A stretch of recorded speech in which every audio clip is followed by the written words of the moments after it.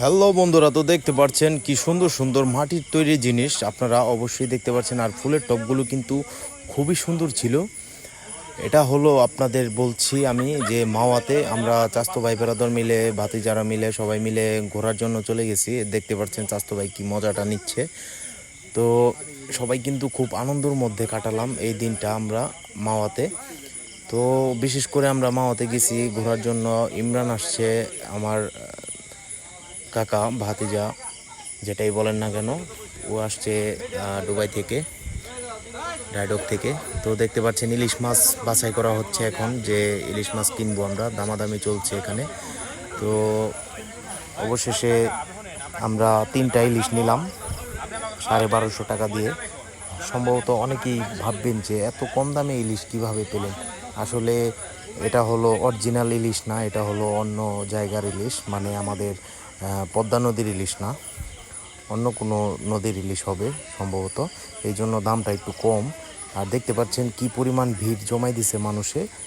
এই মাছ ভাজা চলতেছে, মাছের সাথে কিন্তু বেগুন ভাজা আছে, এবং মাছের যে ল্যাঞ্জাটা আছে না, এই ল্যাঞ্জার একটা রেসিপি তারা বানিয়ে দেয়, ল্যাঞ্জার ভর্তাটা, ওটা সবচেয়ে বেস্ট থাকে এই ভাতের সাথে খেতে।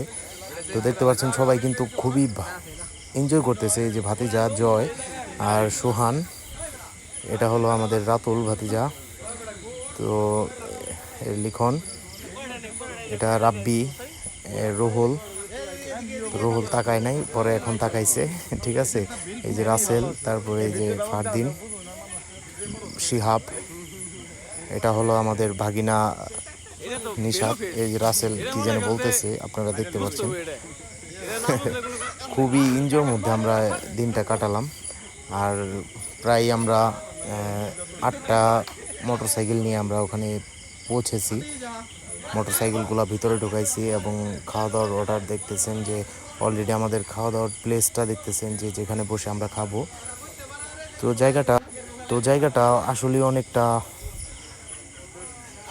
খুব সুন্দর, আসলে আপনাদের বোঝাতে পারবো না। তো সবাই ওয়েটিংয়ে আছে, খাবার কখন রেডি হবে, সবাই খাবে। সবাই কিন্তু এনজয়তে আছে। তো এগুলা হলো কাঁকড়া, দেখতে পাচ্ছেন এগুলা 120 টাকা পিস সেখানে বিক্রি করে। তো আমরা কাঁকড়া খাইনি, আমরা ইলিশ মাছের অর্ডার করে ইলিশ মাছ ভাজাচ্ছি।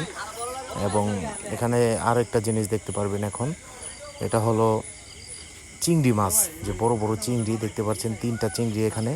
এই চিংড়ি মাছগুলো 150 টাকা পিস। তো খুব সুস্বাদু এই চিংড়িগুলোও। এটা হলো ইমরান। তো একটা বাজি ধরা হয়েছিল যে চিংড়ি মাছের মাথায় নাকি গোবর থাকে না। আমি বলছিলাম যে গোবর থাকে, তো ওরা বলছিল গোবর থাকে না, তাই ওই ভাইকে জিজ্ঞেস করলাম যে অবশ্যই গোবর থাকে মাথায়। তো দেখতে পাচ্ছেন যে এখন আমি বেগুন ভাজছি।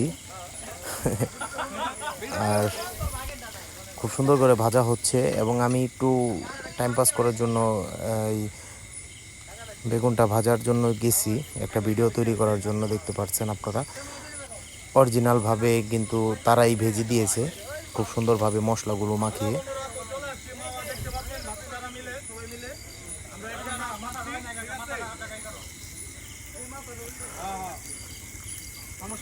তো আর বেশি কথা বাড়িয়ে লাভ নাই, আপনারা ভিডিওটা দেখতে থাকেন লাস্ট পর্যন্ত।